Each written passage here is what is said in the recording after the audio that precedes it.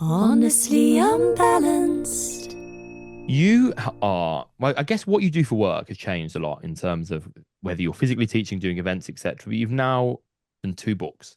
And I know that writing, but not that written a book, but I know that the process of writing a book is huge. I did have some talks about potentially writing one, and even the process of like submitting it. I was like, I've got no Mm. time to even go through that process of submitting it and doing like a chapter, at least at this point in my life. So I'd love to know from the get-go is how do you make time for the things that actually matter most?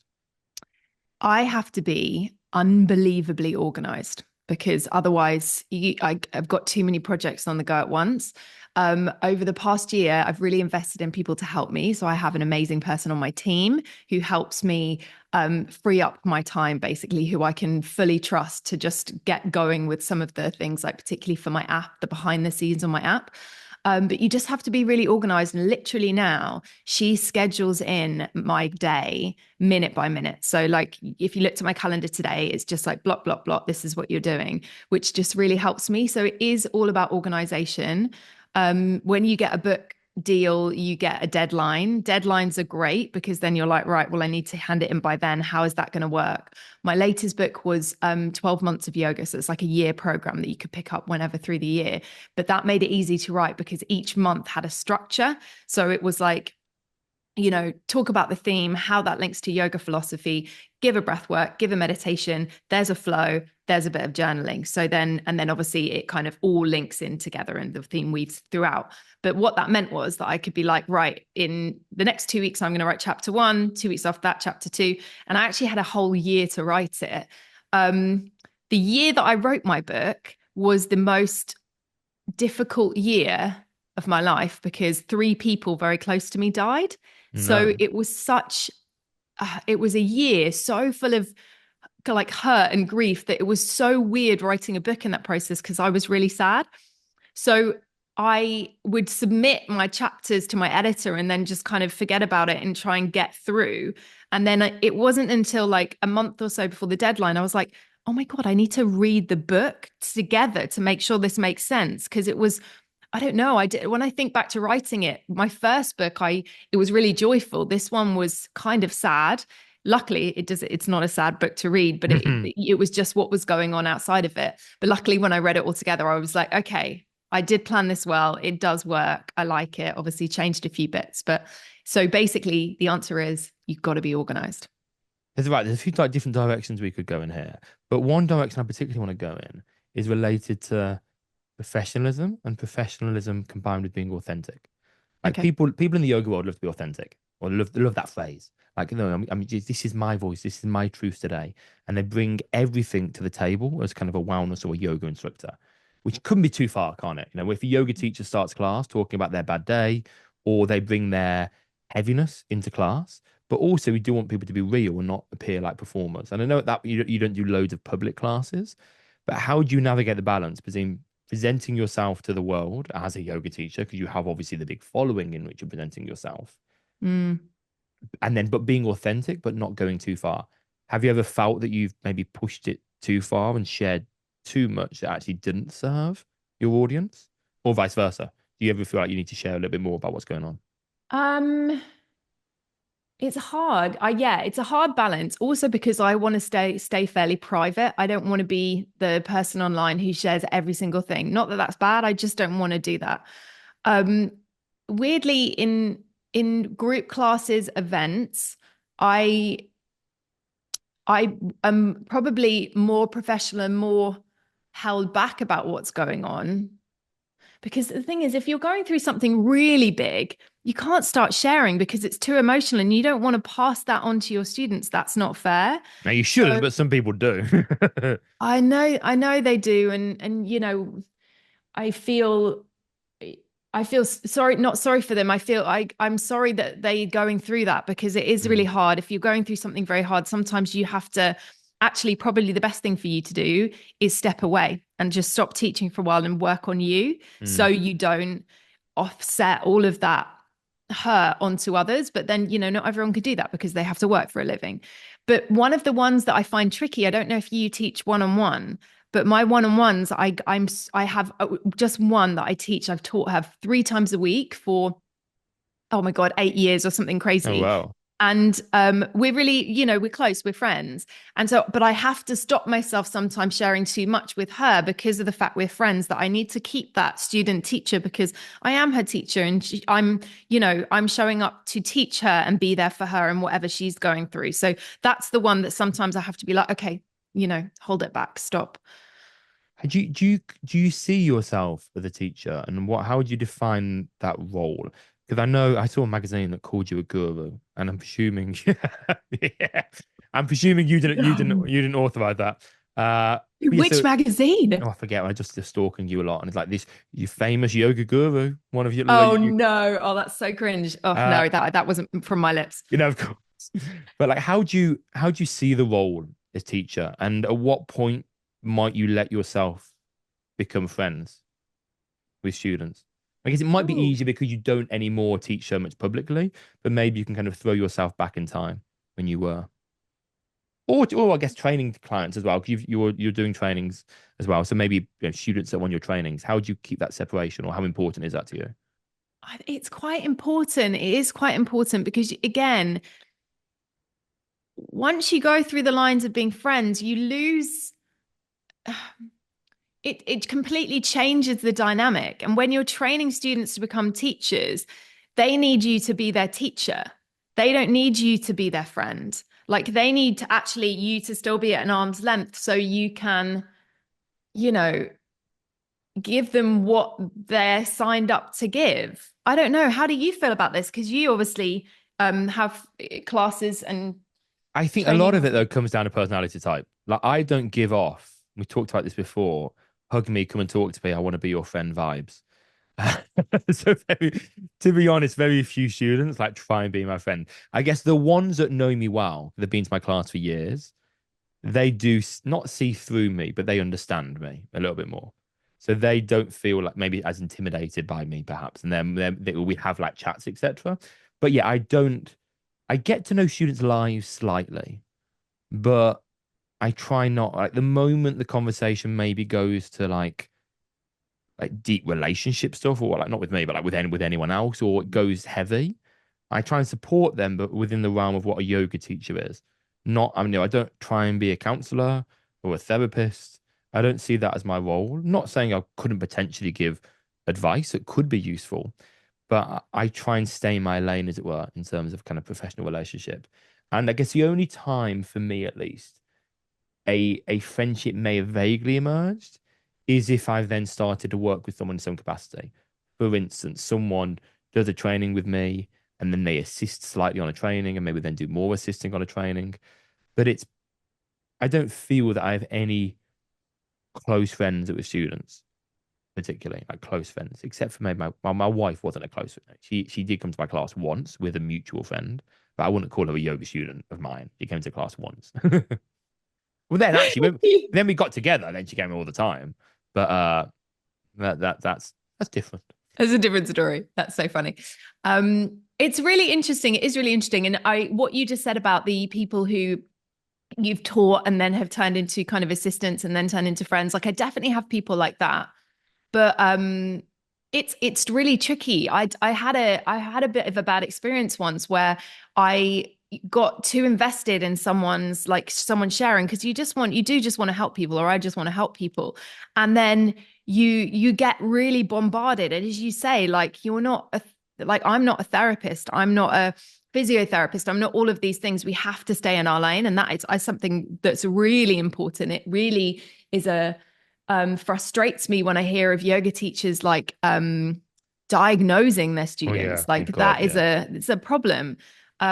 So I suppose I'm a little bit wary. Also, I have a very busy job. I have two small kids.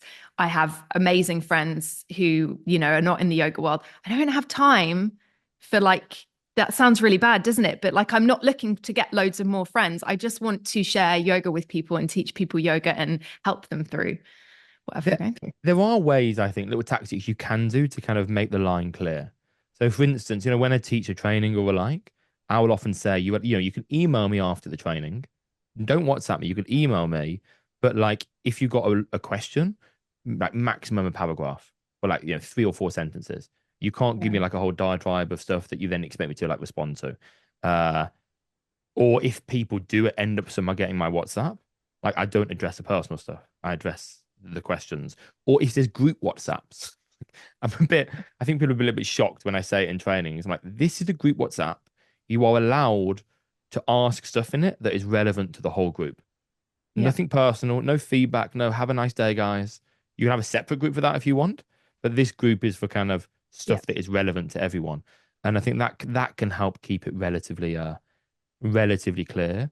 And I think I all it's right. But basically, you're saying setting boundaries, and that is so indeed. important, particularly on a teacher training. Like, for example, with questions, me and Celeste, because ours is online, I know yours is in person, but we are like, you submit your questions here. That's how you do it, rather than getting, WhatsApps from them, emails from them. And you say it right at the start. So everyone just knows and is on the same page and there's no upset. Boundaries are so important. Clear Yeah. communication. That is what is important. Let's shift a little bit. Let's shift direction a little bit. I would love to know because you're teaching teachers and you've been teaching for a while. Did you used to have a different Instagram name, by the way? Did you Yeah, used I to be did. Yoga Girl London or something? Yes, I used to be called Yoga Girl London for a long, long time. I changed because of my book deal, actually, because they wanted to basically for people to know my actual name. And people didn't know my name. They would be like, "Oh my God, Yoga Girl London." And I'd be like, "I'm Hannah." And then yeah, so I changed it to Hannah Barrett Yoga, and I was really worried about it, but it was actually the best thing ever. I didn't get kind of penalized for changing my name on Instagram. And people then knew who I was. Perfect. But then the initial question was related to you now teaching teachers and been teaching for a long time. And I would say, like, what's the best advice to give to a new teacher? But I think that question often is quite redundant Mhm. because it's been so long since both of us taught, and you are not teaching in London so much anymore. And I think like when Jason gives advice, or some of my teachers, but like really like applicable, targeted advice for new teachers, it's just a different world for them now. So I think I don't want to ask about what the best advice is. Not that you wouldn't give good advice, but I'd like to give it like you used to give an example of like the worst advice for new teachers. Because I think that can often be broadly applicable. So what's the worst advice you would give to new teachers? Oh my God, say yes to everything. Like, just when people can, like, it's so common for new teachers to burn out because they say yes to everything. Usually it's then not paid very well. And them saying yes to a job that's paid really badly as well is not good for the profession as a whole. Like, there's a whole knock-on effect there. But if you are teaching, and I've so many people, I've seen this happen to 20, 25 classes a week, it's too much. You will, maybe you will be able to do it for a little while, but don't think of it as a long-term thing, because it's, especially if you're moving around. If you're at your home, maybe that's easier, but if you're moving around wherever you live and going to one place or the other, it's very, very hard. Number two, any other advice? Any other bad advice? Bad advice. Bad advice is not, like, having no flexibility or fluidity in your classes. So writing a class and just teaching that class, and not being aware of your students and looking around the room and seeing what people need and adjusting for that. And I think one of the things that I am so passionate about at the moment is just helping make classes more accessible. And there's a balance to it, because I'm not saying that if you've got, a level 2 class, you should also tailor it to beginners, because, Mm. that's not what I'm saying at all. But if you have an all level class, which is very common, give options, give variations for people. Just be mindful that, someone might not be able to do something, or someone have something might have happened. So they might want an option of something else. Like, just be kind and aware Mm. um, of who is in the room with you. And there's a line You give me one now. just to give, and I'd give an addition to that because with newer teachers, that we can often misunderstand reading the room and freestyling completely. Yeah. And so I think it's so important that teachers do plan the class initially, but then have room Oh, to yeah. adapt. And then when you plan the class and you know what the class is about, you know the intention of the sequence, you understand the cues you're going to target and the direction of travel, you can then adapt from a place of knowledge. Whereas if you I free, couldn't agree more. yeah, if you freestyle, it's just a mess. And then it is important to see the room. And so I think, as a teacher, you should be walking around the room. You shouldn't just be demoing on the mat. You should be seeing what people are doing. But sometimes I think teachers. So I want to teach what I think people need that evening. And I'm like, Yeah, actually, you've got no idea what they need. You can't, yeah, like, if you look at my face in the class, I look like I hate life and I hate you. Actually, I'm really having a great time. You can't read my face. You can't yeah. read what I need. You shouldn't. So I think you need to see the room and see people and see how they're interacting with your cues, but you can't assume necessarily what they need or whether they're enjoying it or not.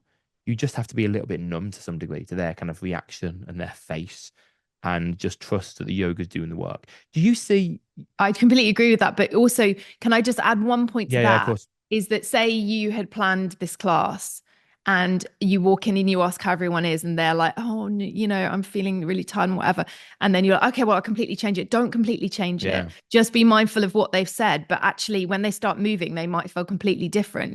Don't make a vinyasa flow class a yin because, Oh a few God, people yeah. have said that they are a bit tired. Like, yeah, and definitely plan your classes. Even It's, if you switch things out, plan your classes. Everyone will have a better experience. yeah. And I would rather a teacher walk in with like 5 notebooks Yeah. than just say, guys, what do you fancy doing today? If a teacher says that, what do you fancy? I'd say you could plan nothing. It's going to be a shit show. Yeah. It's going to be an absolute shit. It's going to be like, and I've been to class. It just feel like someone has got a pack of cards with yoga poses on. It's just pulling out random cards in a random order that make absolutely no sense. So yeah, teachers definitely plan and then adapt as you need throughout, and don't listen to the desires of the loudest person in the room, because Yeah. like that person, you say people are tired. It's normally the loudest person that says they're tired, and then Mm. everyone gets kind of infected with that. Or the loudest person that says, "Can we do handstands today? This is what I want to do today," and then everyone's, "Oh, okay, let's go along with that." Try and ignore that kind of loud person that gets what they want.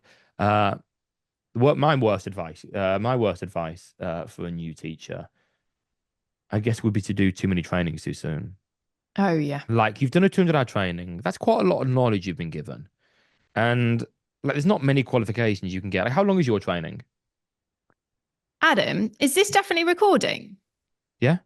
Okay, cool. I just couldn't see record thing. I was like, oh my No, no, God. I can see it and I can see it there. And Okay, I'm recording externally as well. We're all good. perfect. Cool. Okay. Sorry. That- How long is my training? yeah. It's 12 weeks. So it's 12 weeks, but then there's flexibility. So the There's three live months. element is 3 months, but otherwise you have time to get through all of the on demand. So ours is about the same, like, three-ish 4 months. And you're getting a lot of knowledge in those 3 or 4 months. I think 3 or 4 months is a nice time to be immersed, yet actually have enough space for learning. Yeah. I think, like, 3 weeks is too little. That becomes an experience rather than education.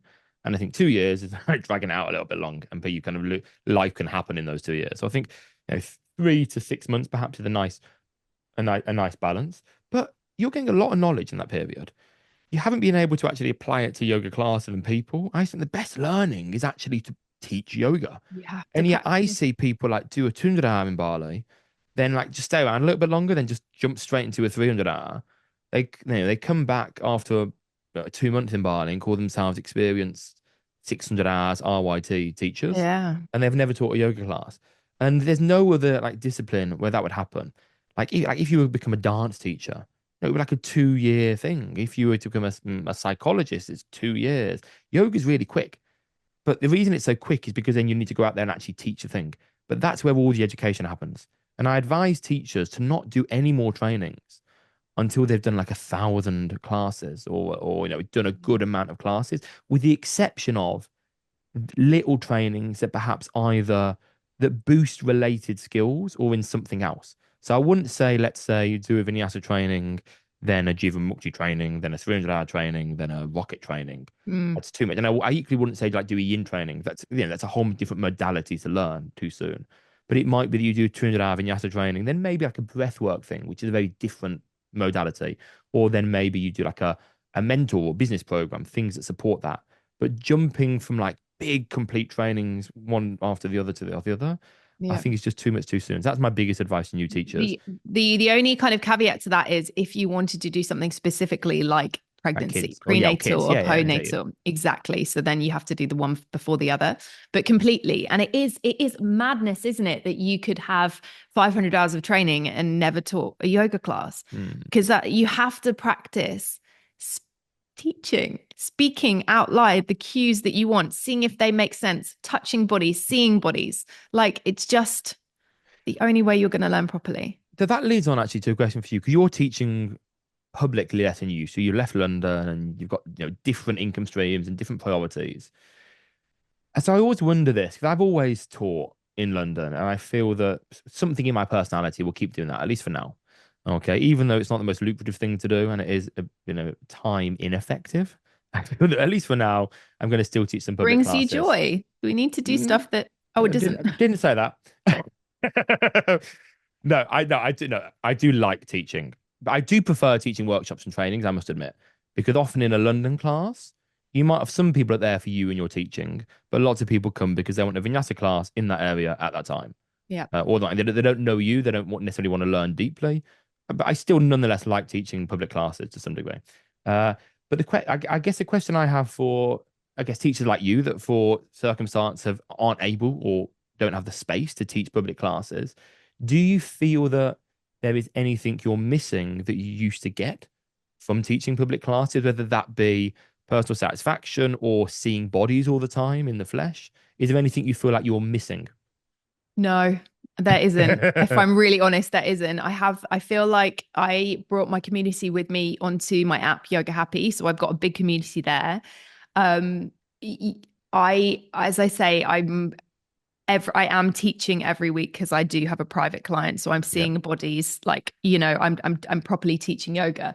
And I love doing events when I can be in the room with people and be there. But I suppose because I know, yeah, it would be lovely to do a, a studio class again in London, but I just don't have the space and the time for it. And the thought of it actually is, yes, it'd be lovely, but it's really stressful. So I way prefer doing one-off events and seeing people that way and keeping up my community on the app. Like I Nice. do, that's just me right now. It might change. But I'm still teaching a lot. If I wasn't teaching and if I didn't have the app, then maybe, yeah, Mm. I would feel like I wasn't actually properly teaching yoga, I suppose. The one thing I miss is community. I think because you used to teach in that gym, didn't you, in London? I think is that right? No, so Chelsea Harbour Club. Yeah. I did for a little while, yeah, but I was just I went to that gym, so I just Oh, that yeah. wasn't your community. 'Cause what I was going to No, say my is community was at more at the Power Yoga Company. I love okay. teaching there. Because I think like, sometimes community in a big city can be hard to find unless you live in like a suburb of a big city. Mm. Certainly, like somewhere like London, I find studios just don't tend to have that much community. There might be some sub kind of communities around class. Whereas when I moved to Surrey, I did try and teach a class in a small space where there was a kind of a pre-existing community to some degree. And Yeah. I love that so much because people spoke to each other. People spoke to me. I got to know them. It felt like we were all on a path together. Uh, long How story, yoga should be, right? and it was just so nice. And long story short, I didn't really continue because ultimately lots of teachers came once and like we loved it, but we've got a studio membership half an hour away. So we're not going to Mhm. come again, maybe once in a blue moon, but we really enjoyed it. But we're not going to have two yoga memberships to different studios. So ultimately, I stopped it because it wasn't sustainable, and I was only doing it for the community, as it were, anyway. But I kind of miss that. That's the one thing I miss as a newer teacher teaching in smaller studios, the community bit. I do miss that. Like I used to have a lovely one in East London where everyone knew each other and people would go for drinks after class, and I like. Oh, nice. I felt a bit like that with the Power Yoga Company. We'd always have tea after class, like it was lovely. But London feels like that as a whole. Like even just kind of the parent scene in London, it can be really isolating. London. I know it was only when I moved out here I was like, oh my God, I actually felt really lonely in London, and I didn't realize that I did until I was here and kind of surrounded by people. And yeah, So you feel, even though you've moved out, you feel less lonely here. And why is it that you feel less lonely? In just for context, guys, and so if you don't know the southeast of England, you've got London, and then you've got Surrey below London, and Surrey is like one of the home counties, uh, very full of countryside, lots of nice suburbs. Some of the like four richest areas in the UK in terms of property prices. I'm not saying that's where you live, but that's Surrey. It's that kind of place, and it's full of like village vibes. And we both live in Surrey. We both made a migration to Surrey. So you find Surrey less lonely, and how is that? Okay, yeah. So it's because it might just be where I am in my life in terms of when I was in London, my son was at school, but my daughter wasn't. She was just about to start when we moved. She started reception. And I just felt like less of a community feel with the school and just with the area. Like I knew my neighbors, I really liked my neighbors, but everyone was so busy and doing stuff that we didn't do much together. Whereas here, now I live in a little village and I have amazing friends at my kids' school. I have amazing friends from the village. I feel like I have a community that if I was like, oh my God, guys, something's happened. I'm stuck in London. Can someone grab my kids? They would, I'd have 10 people who'd be like, no problem. I've got that. Don't worry. Because I don't have family who lives near. So Mm. that's why I'm using that example. So that's why I feel it. I just, yeah. And I'm some people will have that feeling in London, I'm sure. I just didn't where I was. On the topic of loneliness, this is a very different direction. So I read recently that obviously men's suicide is big. Mm. Uh, so it's really what random direction. It's a big thing. And I learned that actually in America at least, it's a big men suicide is a bigger killer of men than breast cancer is for women. No. Which I had no idea, and that comparison is quite unusual. So it's a big thing, and I think since 2010, it's like quadrupled or something obscene, and a lot of that is loneliness. So I just wondered, your partner is out there in Surrey as well, and I find it very hard for men to make friends. Not that I'm like trying to find friends or like I'm no time, but men like there's no like we're at the school we're at, there's no men's group. All the women are meeting up and doing stuff, and I'm as involved in it as Holly is, but in terms of picking Sunny up and doing stuff. Yeah, But yeah. there's no men's group, and the men don't speak to each other and alike, and it's an interesting one. So I wondered, does your partner, as far as you know, are they lonelier in Surrey or are they? No, no, he's not lonely and sorry. The thing is, we're still half an hour from London. So we're Yeah. still like within London. He works in London. He is, he's quite an introvert person. Like he has very, very good friends, close friends, but he doesn't want to make friends. Like he's not desperate for new friends. So he's like, you know, it takes a while for him to be like, okay, this person's my vibe. Like he doesn't jump Mm. straight into it. Whereas, when I first maybe went to the school dates, I was like, oh, amazing. This mum's amazing. And it's chatted to me and they're amazing. And it's all great and stuff. But he'd just be like, okay, I'm going to just take my time, fill them out. Okay, yeah, they're my vibe. Let's go with it. Anyway, so he's But good. I think that could be like a man thing in general. Maybe that's our problem as men, is that Yeah. we don't prioritize it. For whatever reason we think, our duties elsewhere, our time is due elsewhere. Friendship is a last thing to be concerned about. And then maybe there is that loneliness that we don't realize that is deeper. I'm not asking a question here. Just But I think it might be amusing. a school thing though, because we definitely do have a men's group. There's like a Okay. men's chat. Maybe you should start one. Like, But be the change. I'd be the person that doesn't respond. Anyway, let's move on to different things. What I'm often the observer in WhatsApp groups. Uh, what? So you used to have your different Instagram name, and you changed to yourself, and you do share some stuff. What misconceptions do you think people often have about you? I think they often have, and this is probably just for the yoga community in general, thinking that what they're seeing is what I'm doing all the time in terms of I'm always on a yoga mat and I'm, uh, always zen, like always chilled, whatever. But in reality, actually, I repost loads of content because I don't have the time to Hmm. film. And actually, I very rarely think when I do my self practice or set up a camera, I always at the end go, oh, I should have filmed that and then I could have used it. But um, I I think we just in general need to remember that what we're seeing on social media is like 0.0001% of someone's life. Like it isn't what happens all the time. Like we're sharing what we want to share. And as I said, like I don't want to share everything about my life. I don't want to have the time to do it, but I need to keep some kind of separation. So yeah, I don't do yoga all the time. I'm not Zen all the time. I sometimes shout at my kids if they lose their shoes in the morning and they're driving me crazy. I will always say sorry and we'll always talk about it afterwards, but I'm just not, I'm not perfect. I'm definitely not perfect So what failures on that note have you had that have actually turned into something successful? Is there in any life. in life, in yoga career? Oh, I remember when I thought I had the misconception when I came out of my training that it would be really easy to get into studios, and that was wrong. Like that was really Hmm. wrong. It's really hard to get into studios. And I remember having an audition once at a cool yoga studio in Clapham. I can't even remember what it's called. And I was so excited that I got the audition, and then I didn't. I think I got on like the cancellation list through it. Like I didn't get anything through it. And then it's luck in part because I was really lucky to have starting at both Chelsea and Power Yoga Company. But I remember the owners of the studio, they came to like my second class. And they afterwards they were like, we want to give you some feedback. And they were so harsh in their feedback, like really good because it helped me grow as a teacher. But I was like, oh my God. What kind of feedback did they give? I'm always interested on the topic of feedback and who to receive feedback from. I know. And What also kind like of there's a feedback did they balance. give?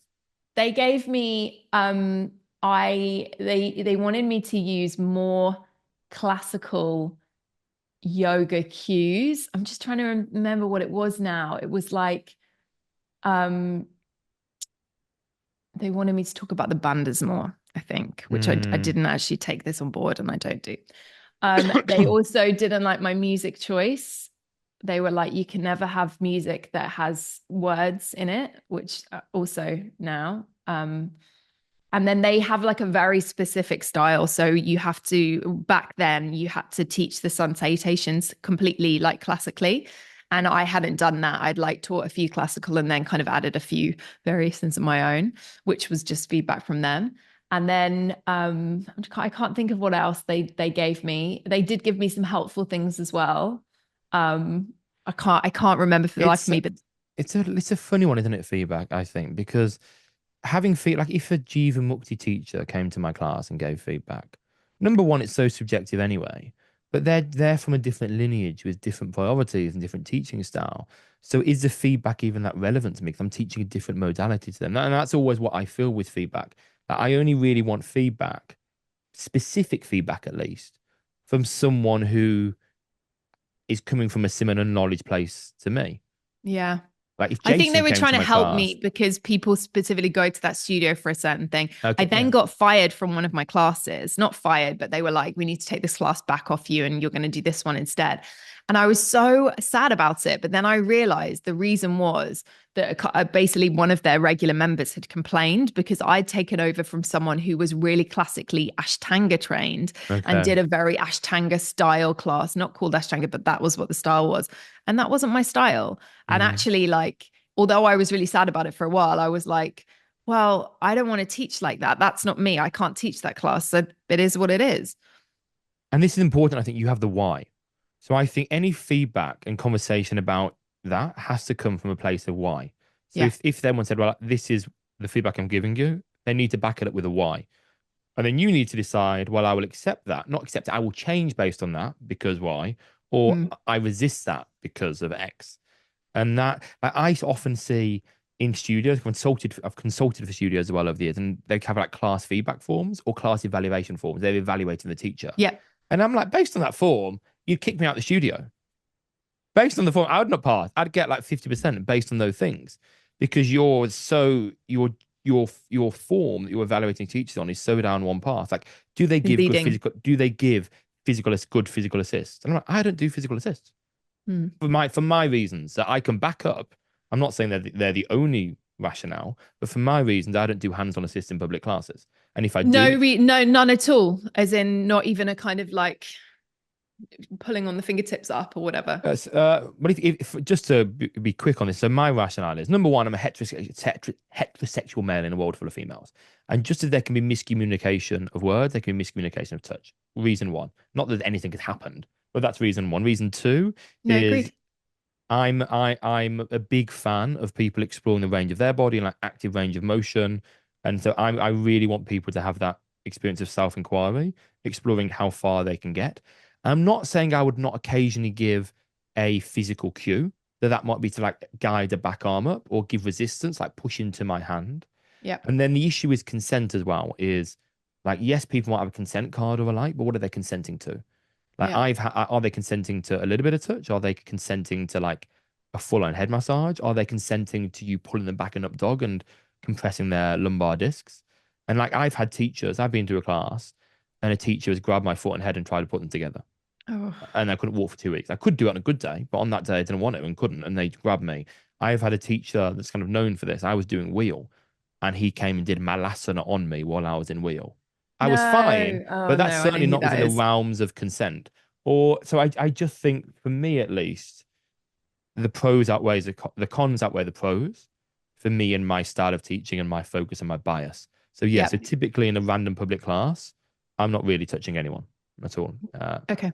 I, That I'm very, very similar view to you. I'm not a full-on hands-on teacher. And I did I asked people on Instagram, it's probably a few years ago now, but I still get a few random stories about kind of injuries from adjustments. And it is insane how many and people have had inappropriate adjustments that have torn parts of their body. I mean, it's really sickening. and often they never tell the teacher. I often find they don't tell the teacher that did it, Yeah. uh, which is a shame. I think the teacher should know, or maybe they just don't care. Uh, and I just that the idea of me hurting someone, I'm relatively strong, so it is possible that I could, a little tiny thing could like pop someone's hamstring or like, even if I wasn't giving a forceful assist, even if it was just directional, like a sacrum touch, could just be enough to pop someone over the edge. And part of it is I don't believe there's any correct yoga alignment. So who am I to look at Yeah. someone and think, well, I know the shape that your body should be in without any Yeah. Yeah. consultation or any knowledge of your medical history? I know what you should look like. So I try not to get involved. Maybe on on trainings, I'll do assist into handstands or alike, or I'll say if anyone wants an assist into a handstand, let me know and I'll come over. Uh, and then Yeah. shavasana assists. I play devil's advocate here a little bit. I've started, although people love them. The Mm. reason I do shavasana assist, and you can share your opinion on that in a second, is I've been in so many classes over the years where I've been lying on my back, like tracking the teacher coming round, like closing my eyes, and are they near me? Or another on the second row, are they near me? And then like 9 minutes has gone by with me just tracking them, like not in shavasana, just tracking them. And then either I get one in the last minute, and then within a few seconds, like, guys, wiggle the fingers and toes. Oh, okay, that was a waste. Or I don't get one, and I think, what have I done? Did they not like me? Did I not do wheel properly? Why didn't I get one in the end? Or sometimes I've been like, hang on, that person next to me is really sweaty. You've just Oh sent me yeah, just a yeah. bit. Don't put the sweat on me. Oh Or yeah, like, what oil you're using? Like, I'm not allergic to oil, but yeah. what if I was? Are you using coconut oil? Maybe some people are allergic to that. So I acknowledge that a shavasana assist can be really nice, particularly like on a private thing. Mm. But again, I think in a public setting, I want people to just be in shavasana and then me shut up and then just have an experience of corpse pose. And if they Yeah. want a head massage, give me 10 quid at the end, I'll do a head massage after class. Your side hustle. Um, and also the point that someone might be lying there going, please don't touch my head. Please don't give me an assist. Like, that I don't want a Shavasana one. You just don't know that. So yeah, I see where you're coming from there. And, Although and a Shavasana assist is it is lovely. lovely. If you want it and you like the person, it's all good. It is lovely. And the other thing is trauma. Like, I'm not trauma trained, uh, per se. I've read books on trauma, but just FYI, guys, that doesn't mean you're a trauma informed teacher if you read books on Yeah. trauma. But like, and you have to do what you can to try and not trigger a trauma response in people. Of course, there's a limited amount you can do. Like certain classes might trigger a trauma, a trauma response. Mm, What you're yeah. wearing might, the fact that you look the way you do Yeah. might make you. So you can't control certain things, but statistically a stranger touching you in a dark room when you have your eyes closed is statistically probably more likely to trigger a trauma response than what I'm wearing. And because of that, I'm like, actually, that's also another thing. And is that once that happened to me many, many years ago when I was still doing them and someone started crying. Luckily, as it was, she was a new therapist at the yoga studio. So she was like a colleague, as it were. And she was like, "Oh, I just didn't expect that was a thing," And after she was like crying a little bit, like, she's like, "Oh, it's fine, it's good. It just triggered something." And I'm like, "Oh, I didn't even think that that would be a thing." And now Mm. I do acknowledge it, and like, "Oh, why am I doing this in a dark room to strangers that I don't know?" Oh, Uh, what? So you actually made her cry by giving yeah, her? Oh, wow. yeah. Okay. Like it wasn't anything dramatic. It was like it wasn't even as if like grabbing the legs and stuff and moving shoulder. It was simply just a lifting of the head and a Mm, lengthening of the neck. But I think it was more the fact that I was touching her. And at that time, the studio had consent cards that people could or couldn't have used, and there was yeah, no. yeah, And so, thing that that made me think a little bit more about shavasana. assist, despite the fact if I do get one at the beginning of Shavasana, I do love it. But I think what we all have to do is, and there's no right or wrong answer, just weigh up the pros and cons Yeah. and merge that with what our focus is as a teacher. Yeah. And my focus isn't necessarily to give people a nice time. My focus is to let people have a practice of self-inquiry. Yeah. But they should. But I think it's good that there are teachers and styles that focus on fun and nice time, and that's what brings many people to yoga in the first place. Yeah. Do you assist a lot? I did no, I was saying my kind of stance on it is very similar to yours. I'm more like I love like an energetic assist, like lift into my hand or like reach into my fingers or whatever it is. Or like, as you say, like push into my hand if their knees collapsing in. But I'm definitely not one for lying on anyone's body, like giving them really physical assists. I hate it in my body. I don't like it when people do it to me. So there's no way I'm doing it to anyone else. Also, I think because of that, I would be so awkward giving it that people would just read that and just be like, oh, what's going on here? You Mm. can feel if someone's awkward assisting, right?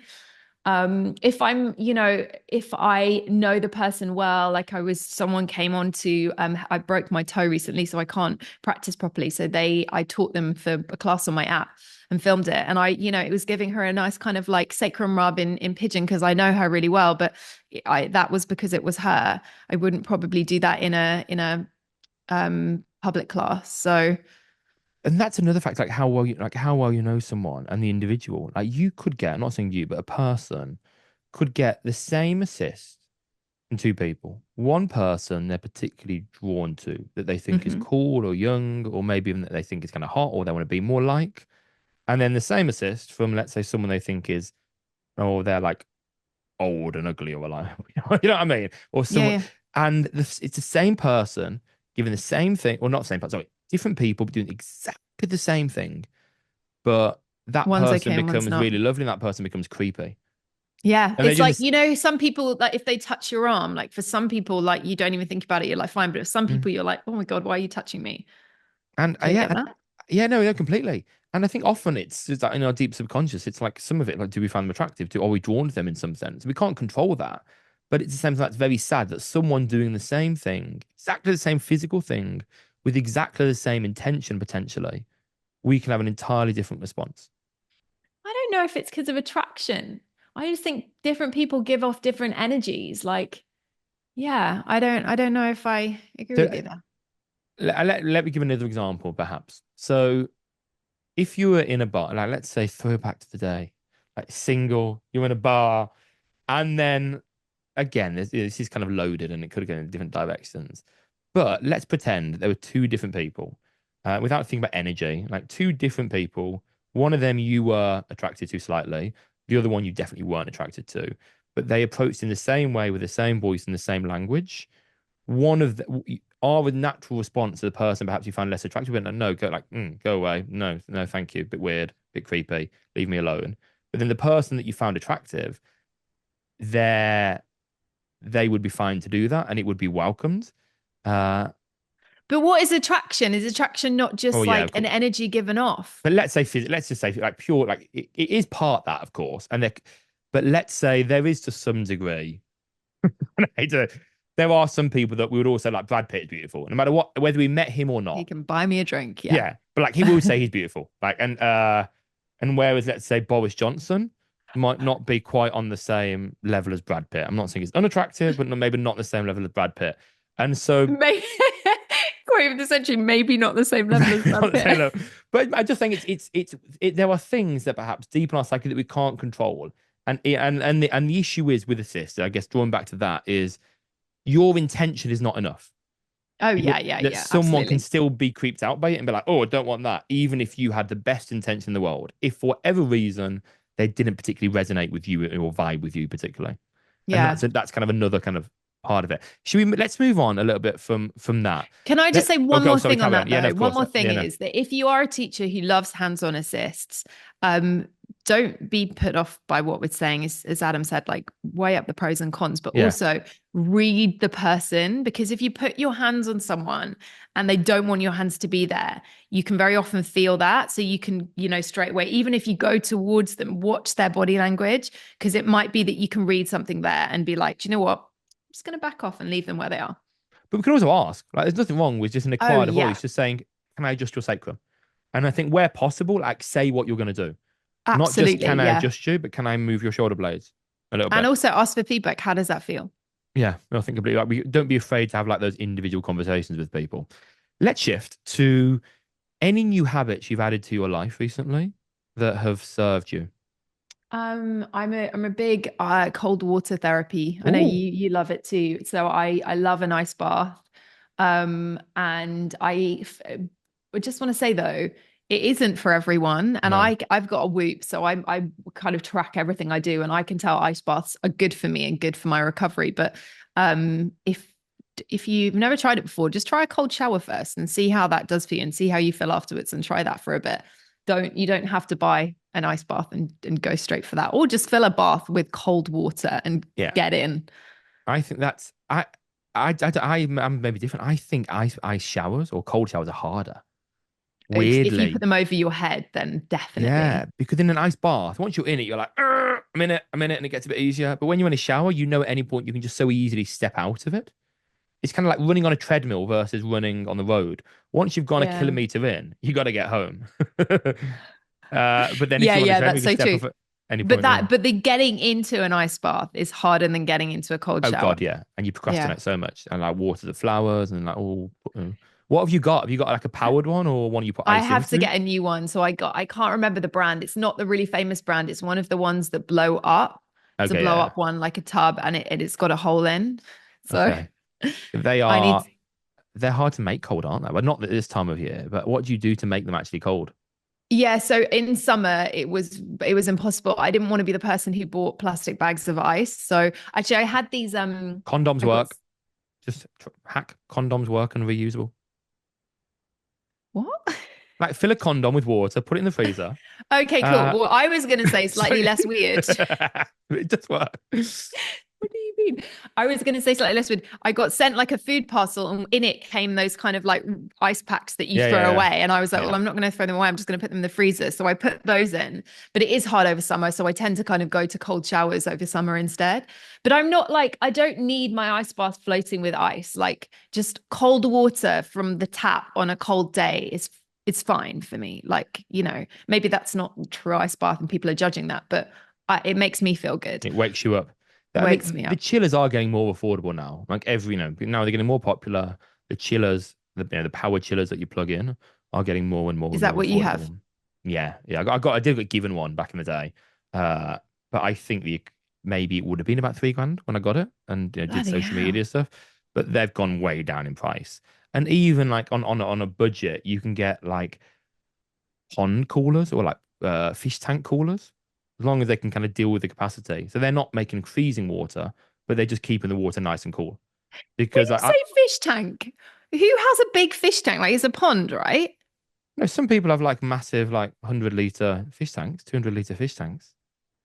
But then there'd be fish in there, surely. No, I don't mean get.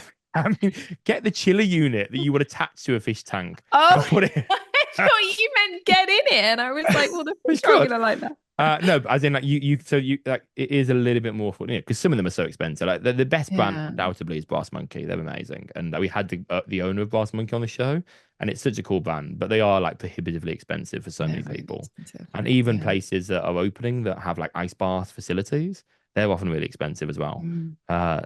So I think What and do you have yours on all the time? it's on a timer, so it goes on about 3 o'clock in the morning. And stays on for like 7 hours. It's got a UV filter, so it keeps the water relatively clean for like a good few weeks. Okay. And it's a kind of maintain 6 degrees Celsius.